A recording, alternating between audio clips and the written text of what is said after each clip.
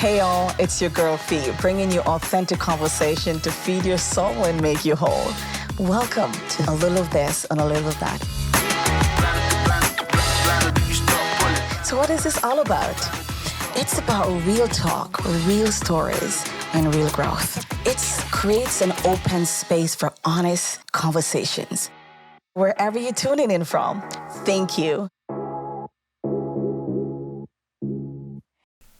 Hey all, it's your girl Fee, bringing you authentic conversation to feed your soul and make you whole. Welcome to another episode of a Likkle of this and a Likkle of that, where we keep it raw, authentic, honest, respectful, and real about the everyday issues of life. So thank you for joining me again today. As you know, I'm Fiona Durant, the host of this podcast and the founder of Coconut Village Elevate, providing consulting services to government and businesses. This is going to be an amazing deep as well. We keep it real, as you know, but this is going to be a deep one. So as you can see, I have my notes here because I'm sitting with a psychotherapist. I can't miss any of the good points that I want to give to you as you're going through your healing journey. Because this topic, as we start off 2026, Kimberly, it's about healing, being healed, and how we served heal. And so before we get right into it, Kimberly, welcome. Thank you so much for joining me. My amazing sister is my guest here on the podcast today, Kimberly Mullen. Why don't you introduce yourself to the crowd? It's an honor to be here. You know, I love you so much. You're my dear sister, and I honor you and appreciate what you've been doing in the community, locally and abroad. Thank you. And for your friendship. Thank you. And welcome. I'm just honored to be here. It's Kimberly Mullen. As Fiona shared, I'm founder and primary psychotherapist with Look to the Light Counseling Services, where I have a local business in Newmarket, as well as being virtually online to serve those in Ontario and some other parts of Canada. Blessings. Kimberly, thank you for that. And to our community, I want to say something quickly before we even get started, because counseling should be seen and treated as how we go to gym to build muscles, or how we're conscious about the food we eat to be healthy in our body. And a lot of times, especially speaking to the Black community in particular, we see it as no sir, I'm not mad, I'm not crazy, I don't want to, we look with the and we got to change that stigma. But let's get right into it, Kimberly, because I want to begin with two voices that have walked through, I guess I would say, the greatest level of oppression, injustice, and leadership at the highest level. And I want to read a few quotes from them to get started. Maya Angelou, as you know, guys, she said, "You may not control the events that happens to you, but you can decide not to be reduced by them." And the next one is my favorite guy, Nelson Mandela. And he says, "Resentment is like drinking the poison and hoping that it will kill your enemies." And those are quotes because while everything I do, Kimberly, is rooted in my faith and my belief in God and how I was brought up, not everybody walks that journey and have that grounding in God. And so when I share this, it can resonate with people who might not per se have the same belief system as we do or as I do, but can connect with the same sentiment and understanding of what it is to be conscious of our forgiveness, our heart, and our compassion. That makes sense? Absolutely. I really respect those quotes. These quotes don't just come out of a simple life, right? Like you said, coming out of oppression and even some traumas that these people have experienced in their life, but they overcame them and they surpassed them and transformed lives, including their own, in the process. So I think part of it is looking at what we've been through. How can we shift that to greater good for ourselves as well for those around us? And I love that. So I'm very proud mom today because I was strategically put on this shirt because on the back, Kimberly says, "Control your emotions." Oh, there we go. And this was a shirt my son designed, and awesome. I love it so much. It's one of my favorite because the same people that we're talking about, Maya Angelou, Nelson Mandela, I don't believe there's any part in their journey where it shows that they deny the pain. They never deny the pain. I think they just did not let it define their leadership. And from that, I just want to start off with it with a scripture, and I'm going to read it here. It's Psalms 4:23. Above all else, guard your heart, because everything flows from it. Yes. What are some of those things, Kimberly, if we want to turn to the community and share in terms of guarding our heart, guarding our emotion, and knowing that whatever we do flows from it? How can you speak to that as a therapist? Wow. Thank you for asking. You know, I love that verse too. And when I hear it flows from your heart, some other versions talk about this wellspring of life, so that the things that are dear to us, the relationships, the emotions, their circumstances that we hold dear impact our decisions. They impact our lives. And so sometimes our heart needs a cleaning, right? We have to go through it. And, you know, I'm part of the Christian faith. That's where prayer comes up for me. And I ask God to search my heart. If you're on another journey, it may just be looking and seeing, like, what are some of the emotions coming up for me lately? Are they negative or are they positive emotions? Are they life-giving? You know, what's happening there? And I think we need to take that time to pause and just check in with ourselves. And sometimes that's even hard to do. We have to give ourselves permission for that.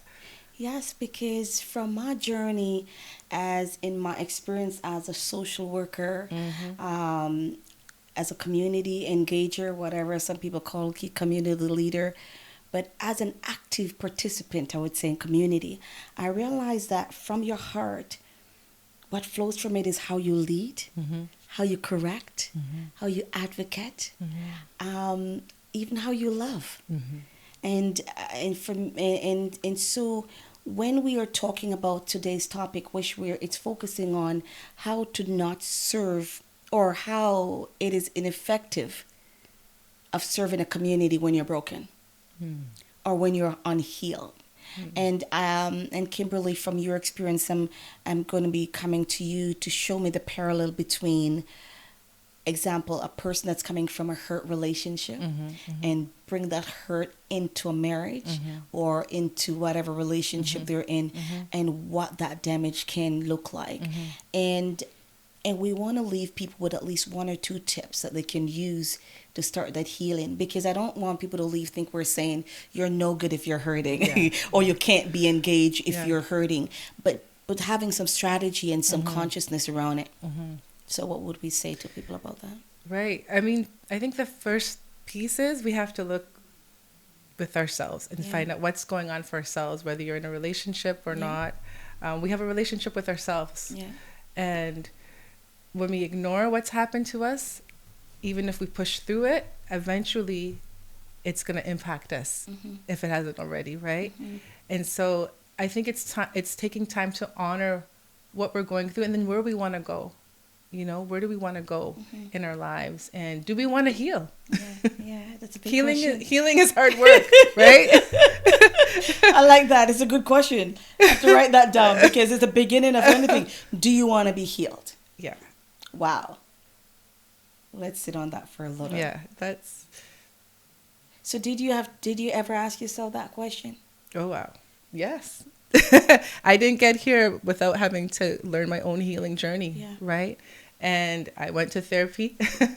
So that's why I speak to it, because I've personally gone and know what it's like to feel, oh my goodness, who am I going to talk to? Do I even want to open up? And I'll tell you, as a therapist, you know, that's something we have to overcome, right? Because we're already in the room wondering what strategy are they using, what narrative is, what therapy, right? But the truth is, when we want to heal, we need support, we need help. And hopefully you can find that in maybe some of your relationships that you have. But if you don't, then we have to look to find the support that we need. And I like that. And I will ask you to elaborate a little bit more and give people at least one or two tips to start pursuing the journey to find counseling. So again, for me, leadership is one of the, I love leadership so much, because leadership for me is, my best example of leadership is parenting. Oh, I love it. Because it's really what we demonstrate sometimes more than what we say. And when I'm raising my children, Kimberly, I raise them with the language and the demonstration of what I want them to reciprocate. So if I'm correcting them, I'm correcting them in love. No matter if I'm raising my voice, I don't yell because I don't mess up my voice, but I'm always, because I speak lower when I'm angry, I'm lower to speak to you. But I'm always saying, can you please do this? Or I don't appreciate that. Thank you very much. Because I want that to be a part of how they understand that correction don't have to be throwing this or throwing that or yelling or negative word. It's still in, hey, thank you, appreciate that you understand me. So if you can give us some tips that can guide people into that journey of, especially right now, Kimberly, we're in a very sensitive time. The world is, it's a big thing. And we are only responsible for our own action. And if my action can permeate a room, or permeate a group, or permeate a community in a positive way, then you want that. But sometimes people don't know where to start. So from a day-to-day person from the home who is not community engaged to people in leadership, in power, which is in position of influence, what is 2 tips that we can give them to say, to change the mindset around healing, change the mindset around counseling, and also to be conscious of? Right.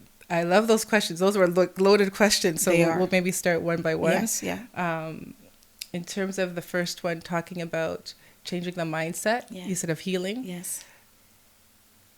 Well, healing is living, right? We all have to heal from something, whether it's something big we're grieving or something small. From probably our earliest days, we had situations where if it was a cut, you needed healing from a cut, or when you faced a breakup or something in your life that was devastating. I think that the first piece is acknowledging that healing is okay and healing is good. Healing is a good thing. Maybe the connotations around healing is where we're getting tripped up. It's like, oh, that's not for me. That's not for me, but we all need that's it. for the other person. Even as therapists, we need healing. Right? So I think that's the first piece is like, let's reframe this narrative about healing. We all need it. We all need it. And if someone is skeptical, especially sometimes the more mature adults, so say our elders, who might think, because of my age, I know it, or because of my age, I don't need it. What would you say to somebody like that? I respect our elders. You know, I have parents that I love and honor and other family members along the way. One thing I'll say is the compassion is that maybe we don't feel that we need it or we had to get therapy, but our children may, your nieces may, your nephews may, and there should be no shame in that, and just offering compassion that I'm here for you, but this may be helpful. You may not want to share everything with me, or maybe some of the people that we love have impacted us not always positively, if we're honest. So, you know, I think if the elders could have compassion for the journey of others too, and what they need, and could be supportive, that could be really life-giving. Amazing. I have to pause because today is March 1st. And girl, what a February it has been. What a February it has been. And I believe that's where the conversation birthed for me around, Fiona, you have to start off with healing. I witness or I experience the benefit in a negative way of unhealed people that you're trying to do work with. And then you realize it makes me reflect first on me. Where did I fall short? What could I have done differently? Was I going through anything emotionally that's illicit Right. a different behavior than, you get what I mean? Yeah. Because the for humility me, first. yeah, I for appreciate me, that. that self-awareness is big. Mm-hmm. I'm not going to say, yo, you Yeah. first. Yeah. And there were times in my life when it was like that. Mm-hmm. But after much growth and healing, my first check is always like, oh, then it's me. But from my counseling background, I know that I cannot take on, sometimes when you are the victim, you keep blaming yourself that, so I'm very conscious of both.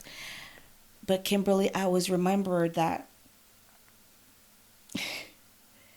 when you're in a place of influence, and it doesn't mean much to be of influence, whether to your children or to 10 people, but if you're in influence, unhealed trauma can cause harm. It shows up in our delivery. It shows up in our response. It shows up in how quickly we get angry or defensive.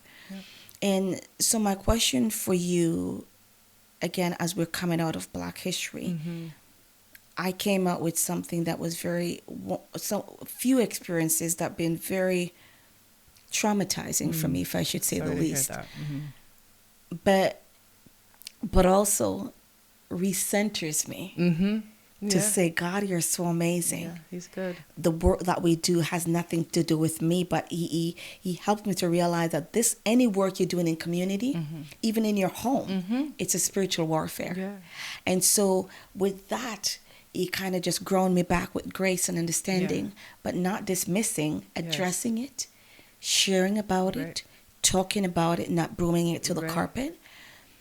And I want to speak to you for that, in particular to the Black community. What can we do differently, or what advice can we share around steps? Because again, it boils down to healing for me. How do we acknowledge that we're hurting? How do we even know that there's hurt? Because sometimes I don't think people know that what they're doing is coming from a place of unaddressed hurt or trauma. Well, that's a great question. I think part of it is when we're in community, if we have people who love us, they can also give us some of that feedback, right? Yeah, that's in a healthy way. And maybe you don't have that in your life. And so maybe you're finding, wow, I just seem to be losing hope in life. Maybe it's negative thoughts. Maybe I notice I'm not slowing down and taking care of myself. And leadership is tricky, right? Because leadership, you have a lot of roles, you have a lot of responsibilities, and maybe you're neglecting your own soul care, your self-care. And that will also impact your life and others. And you talked a lot about grounding just now, and I think, what grounds you as a leader? What refuels you? What fills you back up? And those are things I don't think we can ignore anymore. I love that you say that, because as you know, for me, self-care, I would call myself the queen of that, where balance is so important, because that's where Coconut Village was birthed from. Because I find that self-care is not a luxury. It's a leadership strategy. Yes. It's a wellness strategy. Yes. It's when we are well. Yes. How we serve. Yes. Is so different. Yeah. Because remember, these things are contagious. Yes. How our behavior is contagious. Yeah. To your point that you've just mentioned, it's a good balance. Knowing when to step back. Yeah. Knowing to say no to assignments. Yes. Knowing when to not allow burnout. Because can you imagine if you're dealing with unhealed trauma, then you're not doing self-care. Then you're showing up just to show up, just to be seen, or just because it's what people do, or to not miss out, or for the status quo. Then you're going to that unhealed trauma, that hurting that you carry from whatever it is, it has to resurface, and as a result, contaminate things that it's not intentional always. So I like that. Again, guys, none of this is about judgment. None of this is about shaming. It's about accountability, intentionality, and growth. Yeah, I love that. Growth. It's about growth. How do we grow Yeah. if we're not doing the pruning? The pruning is not always easy. You're reading my mind, because Talk as you're about it. talking, I said the gardens. You know, Yes. I'm also an artist, so this garden is coming up for me, Yes. and I think that's it. Like, what if we, look at ourselves as a garden? You opened it with that verse, right? And that whole idea of our heart being this wellspring of life, our heart being this place where things can grow out of. What if we treated ourselves like a garden? Yeah. And we can't keep doing the same thing over and over. Yeah. And expect to see change. Right? If we're not. What's the new to come in this new year, even for us as a community, right? Yeah. What's the new? And maybe the new step to healing, it could look like reaching out to a therapist. It could look like, wait a minute, I'm not slowing down and just taking a moment to see what's happening for me, checking in. I don't have a day of rest lined up anywhere in my schedule. Yeah. I'm glad you talk about that, because on this document that I'm using here to guide the conversation, because I know the sensitivity of this topic, and I really don't want to miss the things that were important to me to bring to the forefront. This half of this is a letter that I'm writing to the Black community. Oh, wow. I do one every February. And normally I send it in February, but this one I will be sending after the end of February as a reflection. And here's what I wrote down. This was something I was writing in my journal. And everything I write, it always comes from an experience. Sometimes it comes from a revelation through my devotion. And this was both. This was an experience I had. I wrote about this because I was at the Queen's Park for Black History. Oh, awesome. And we're there with great leaders, and we're at a table where I know at least 3 of the women who were sitting there didn't see eye to eye. And if I'm going to be raw and bold, like I said, we're about being raw here, just didn't, some of them don't like the other. And what broke my heart about that moment, we're talking about Black history, where we're talking about dismantling anti-Black racism, dismantling oppressive behavior, talking about reconciliation and healing. But yet at our own table, when it was time to go take a picture, a person that I know had a beef with me and probably not ready or willing to address it, moved when I went to stand beside her for the photo.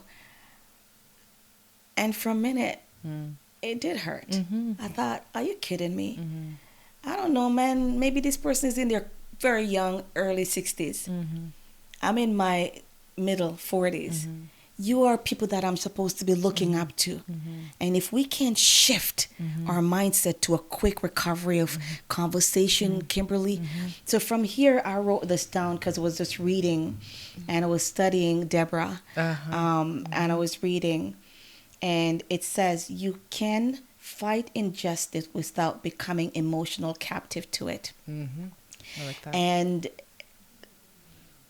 it says here, as I was writing, policy can mandate behavior, but only relationship reshape our perception or perspection.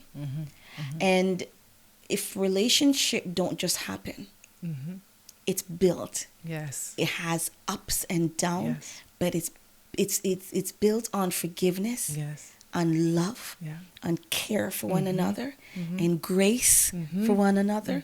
And because of that, you might do something, Kimberly, and it really ticks me off. And I'm going to find the right time, because sometimes it needs the right time. That's true. Right? Yeah, that's true. When I'm going to say, yo, what you said really offended me. I didn't appreciate that at all. That give you a moment to say, sis, it's not what I meant. Right. Or sis, I was going through a moment. There's no excuse, but I really had a tough moment, and how that delivery came was my intention. Or, yo, I meant it. Right. Right. I meant it. You ticked me off based on what you said. Then we Right. realize, oh, there's some misunderstanding here. Let's clear it up and move on. Right.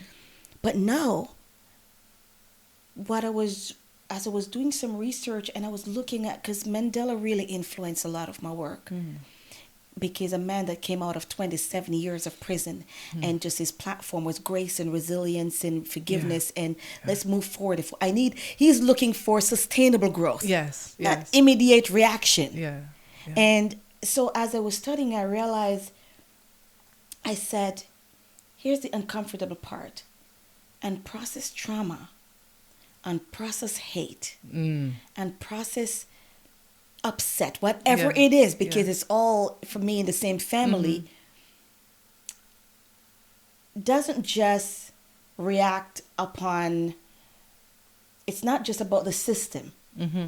It's because oftentimes we make this a system thing, but it's really a Relationship. a relationship Yeah. thing. Yeah. And when we see it show up, I see it show up in quick offense. Mm-hmm. I see it show up in I want to call it competition, but I would say chronic competition and competition between our own.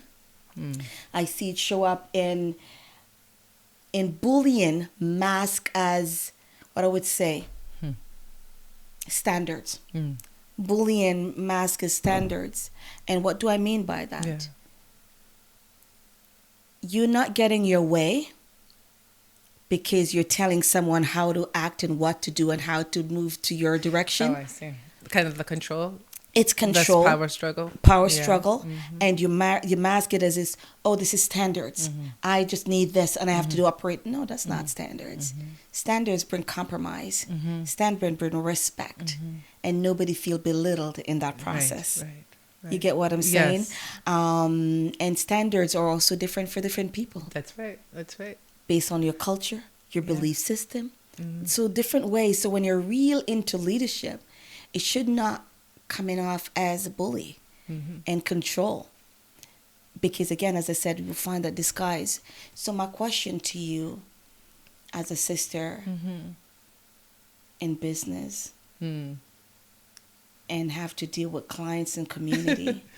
And again, if you don't have the experience with it, you just didn't. But if you have it and can honestly speak to it, what have you done at a time when you had a conflict with a Black person? Whether it's through your business, through community, that you could share as how you move past it and how you dealt with grace and reconciliation in that?